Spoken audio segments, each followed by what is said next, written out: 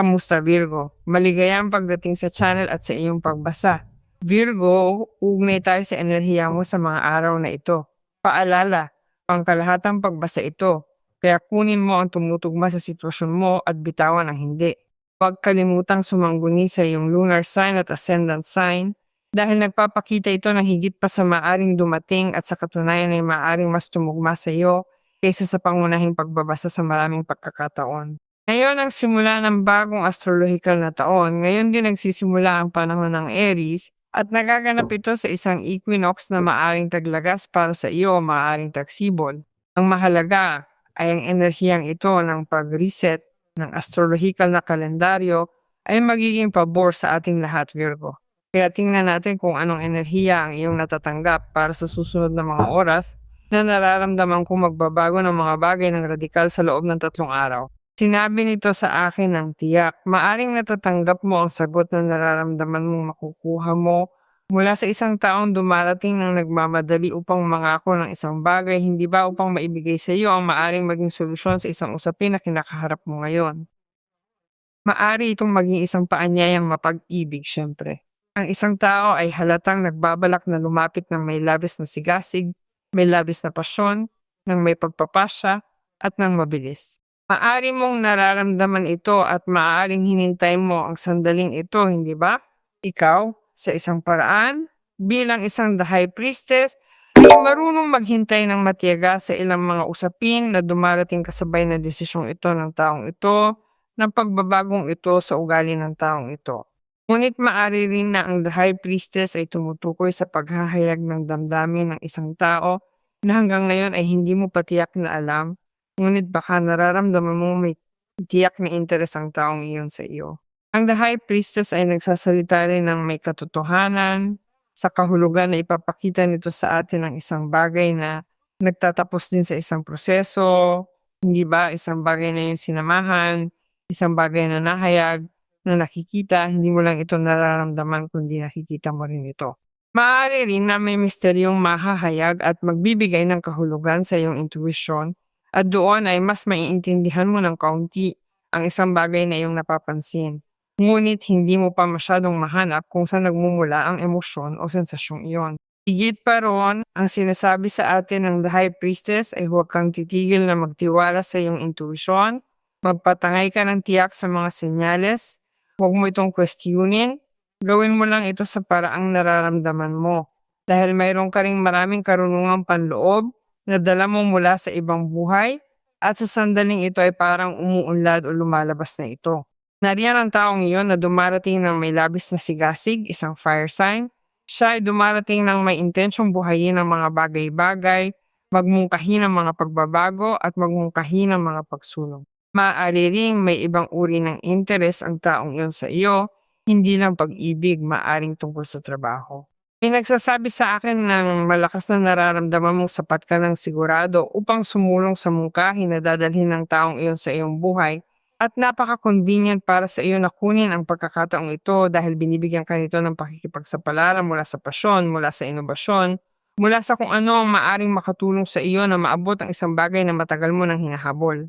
Maraming bagay ang magiging aktibo sa mga susunod na araw na ito at ikaw ang magiging saksi sa pag-activate na yon, lalo na dahil sa mga makukuha mo ay nanaisin mong manatili sa iyo ang pinakamahusay syempre at ituturing mo itong kayamanan o susubukan mo na naisip mo sa abot ng iyong makakaya na protektahan ito, hindi ba? Protektahan ito mula sa mga panlabas na sitwasyon, mula sa mga usaping ayaw mong makapinsala sa iyong nakamit, depende sa kung ano ito. Kaya gagawin mo ang lahat ng kinakailangang bagay na dapat mong gawin upang protektahan ang nakamit, upang protektahan ang ibinibigay sa iyo, ang sinasabi sa iyo, ang ipinapaabot sa iyo. At saka sinasabi rin ito sa akin na ikaw ay handa na, nakahanda na upang kumilos para sa isang bagay.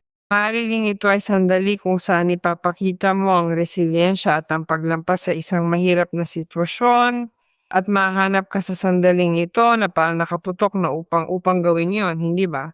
Kaya ang kabalyero ng baston ay may sandali ring sumugod. Ngayon, available si Virgo. Nakataas ang mga depensa niya at tuwirang nakaayon siya sa akin. Gusto niya kahit paano o parang matagal niya akong hinihintay na isaalang-alang ko na gawin ito. Kaya nakikita kong malinaw ang landas patungong Virgo. Gustong-gusto ko ito dahil may talagang umuusbong na napakagandang bagay kasama ng kabalyero ng mga pamalo at tunay mo itong karapat-dapat. Huwag mong isipin na dahil noong nakaraan ay hindi nagtagumpay ang isang bagay na may ganitong mga katangian, ay hindi na rin magtatagumpay ngayon. Minsan, ang siyam ng tungkod ay nagsasabi lang na pinoprotektahan natin ang sarili mula sa mga maaring maling isipin na kalaunan ay nagiging negatibo laban sa isang posibilidad na lubos namang mabuti at paborabol, hindi ba? Aba, ang as ng mga kopa at ang anim ng mga pamalo. Tiyak may paanyayang pag-ibig.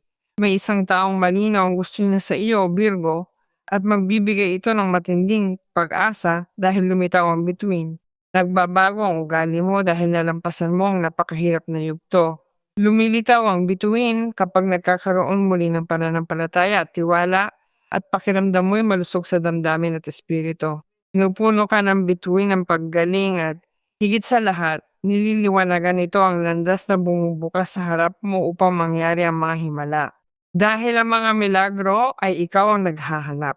Ikaw ang naglalakad para rito. Dahil ang buhay ay ibinabalik sa iyo ang iyong sariling enerhiya, ang iyong sariling ugali. Hindi ba? Kung sinusubukan mong magsimulang muli sa isang tao o gusto mong sa isang paraan ayusin ang iyong sarili sa pananalapi, alagaan ang iyong sarili, panatilihing nakataas ang iyong mga depensa, ipagtanggol ang iyong trabaho, ang iyong mga interes, ang iyong relasyon mula sa isang ganap na lugar, marahil ang mangyayari ay magmumukhang himala para sa iyo. Kaya ka iniuugnay ng bituin sa pag-asang iyon at sa pananalig na muling nagpapasigla sa iyo sa pag-ibig malinaw na sa isang tao o sa proyektong pangtrabaho o sa di inaasahang kita o sa tamang gantimpala. Dahil ano ang nangyayari? Maari rin na ang buhay ay nagbibigay sa iyo ng hustisya tungkol sa pera, nagbibigay sa iyo ng hustisya tungkol sa mga relasyon, o ikaw ay nagsasagawa ng pag-calibrate o pagsasaayos na iyon sa iyong buhay mula sa isang lugar na napakalusog, napakapuno ng pag-asa, at inaayos mo sa bawat sukat ang talagang gusto mong makasama mo sa sandaling ito. Kaya ang Six of Pentacles ay hindi lamang isang card na nag-aayos ng kung ano ang maaring kailanganin mong matanggap kumpara sa ibinibigay mo. Hindi ba? Dahil maaring galing ka sa mga panahon na nagbibigay lang ng nagbibigay at hindi ka tumatanggap. At ngayon ang buhay ay nagiging timbang para sa iyo upang magkaroon ka ng suporta, upang makadaloy ka, upang mabawi mo ang balanse, ang pagkakasundo at lalo na upang maibahagi mo ang mga nakamit. Kaya hindi ka napupunta sa huling lugar at hindi ka nalulugi, kundi ikaw ay nasa unang lugar at ikaw ay nananalo at ikaw ay nagbabahagi. Kaya sa makatwid, ang milagro ay nangyayari mula sa kung ano ang pagpaparami ng mga mapagkukunan at oportunidad. Tiyak na may magpuno sa iyo ng pag-asa at ilusyon. Mga pag-asa at pangarap na di panandalian ni mababaw, kabaligtaran, dahil may alas ng mga kopa. Napakagandang balita ito, pinapainit ang puso mo at binibigyan ng pag-asa ang isang ugnayan. Ngunit gayon din kung ikaw ay nasa isang relasyon na matiyaga mong hinihintay na magbago ang mga bagay sa taong ito na ang taong ito ay makakuha, halimbawa ng trabaho, lumapit sa lugar kung saan ka nakatira, dahil ang taong iyon ay marahil malayo. Ang taong iyon ay may ilang uri ng problema, o ang taong iyon ay medyo wala sa hulog tungkol sa mga pagpipiliang ginagawa niya at ngayon ay pinipili niyang bumuo ng isang ugnayan.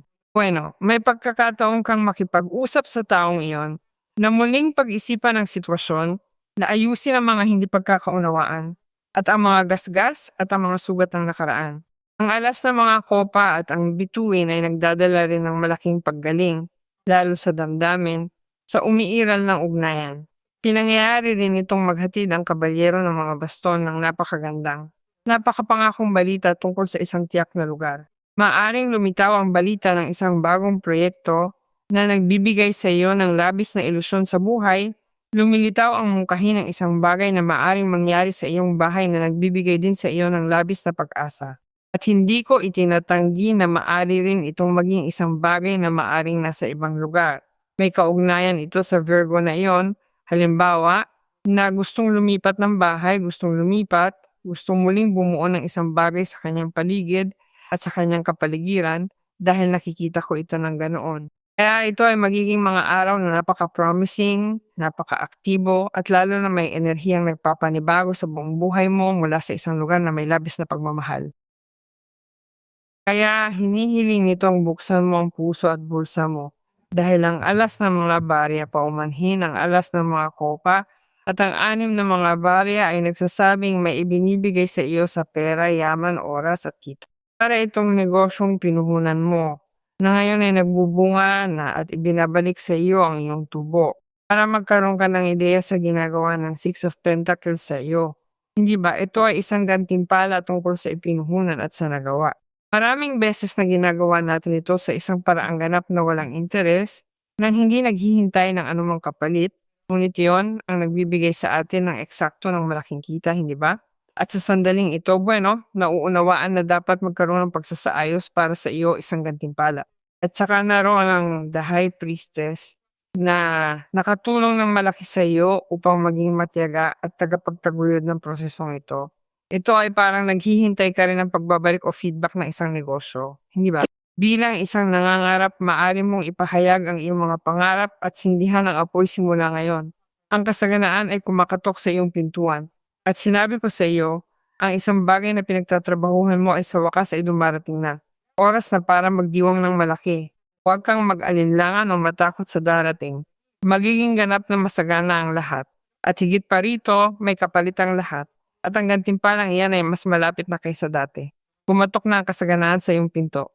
Hanga-hanga. Virgo, binabati kita dahil karapat dapat ka riyan. Dapat magtiwala at magdekreto upang mangyari ito.